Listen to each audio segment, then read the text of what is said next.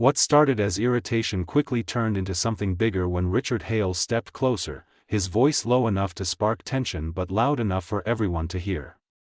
He couldn't stand the calmness on Lewis's face, the way the old man didn't even seem bothered by the crowd forming around them.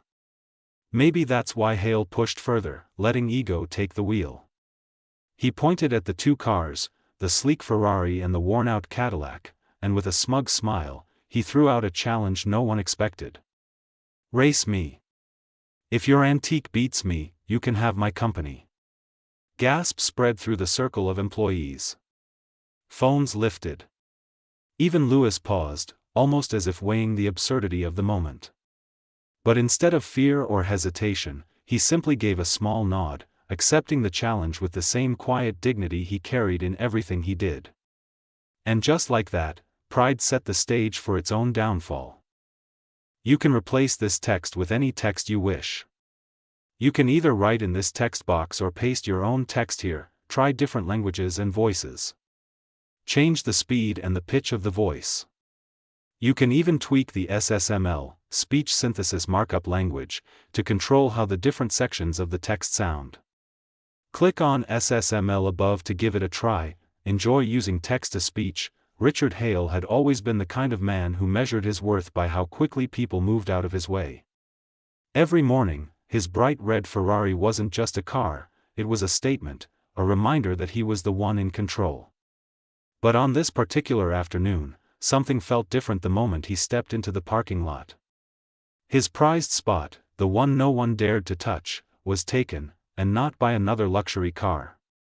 Instead, an old, dusty 1930 Cadillac sat there like a forgotten relic from another lifetime. Employees whispered, unsure how to react. Hale's jaw tightened, his pride stung, and in that moment, the presence of Lewis, the elderly janitor walking calmly toward the car, only magnified his irritation. The contrast was sharp, one man fueled by ego, the other grounded in quiet simplicity. And neither of them knew that this small moment was about to spark a story no one would forget.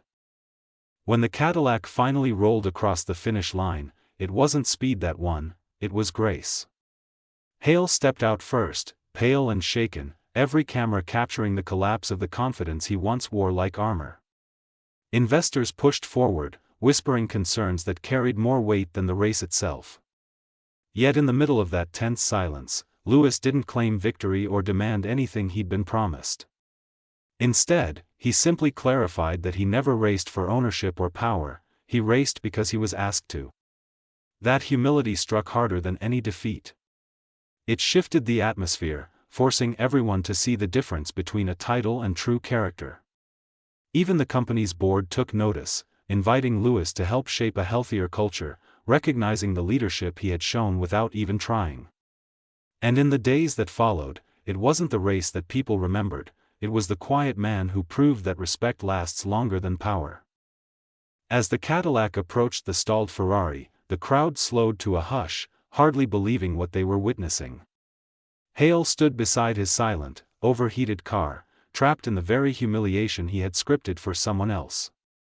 And then, in a moment that stunned everyone, Lewis simply leaned out his window and asked, almost gently, if Hale needed a lift to finish the race. There was no sarcasm, no victory smile, just quiet sincerity. Cameras captured the exact second Hale realized he had no choice but to accept. He climbed into the cracked leather seat of the same car he'd mocked minutes before, and the Cadillac rolled forward with its soft, steady hum, carrying them both toward the finish line. And while the crowd focused on the spectacle, Lewis focused only on finishing what had been started.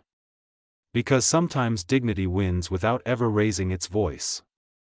When the race finally began, everyone already thought they knew the ending. Hale shot forward with a screech of tires, the Ferrari tearing down the lot like it was desperate to prove something. People cheered, laughed, and pointed at Lewis's slow start, the Cadillac rolling forward with the gentle hum of a machine that had nothing to prove. But halfway down the route, everything shifted. A strange sputter cut through the roar of the Ferrari, followed by a warning light, then another.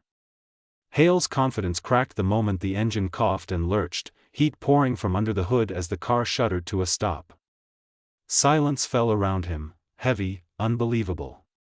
And in that silence, the steady sound of the Cadillac grew louder, not because it was fast, but because it kept going. People who had laughed seconds earlier now watched in shock, realizing the moment pride finally stumbled. And the moment patience quietly passed it by. The difference between the two men became even clearer as they prepared for the race. Hale circled his Ferrari like it was a trophy he had personally earned, running his hand across its polished surface so every camera could catch the shine.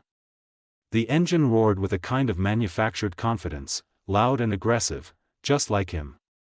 Meanwhile, Lewis quietly lifted the hood of his Cadillac, checking a strap here, tightening a hose there, moving with the unbothered rhythm of someone who had spent a lifetime fixing things without fanfare. No crowd, no noise, no ego. People snickered as they watched him work, convinced the old car, and the old man, didn't stand a chance. But there was something different in Lewis's stillness, something steady and grounded, the kind of calm that doesn't need an audience. And while Hale fed off attention, Lewis didn't need any to know who he was. In silence, true strength began to show.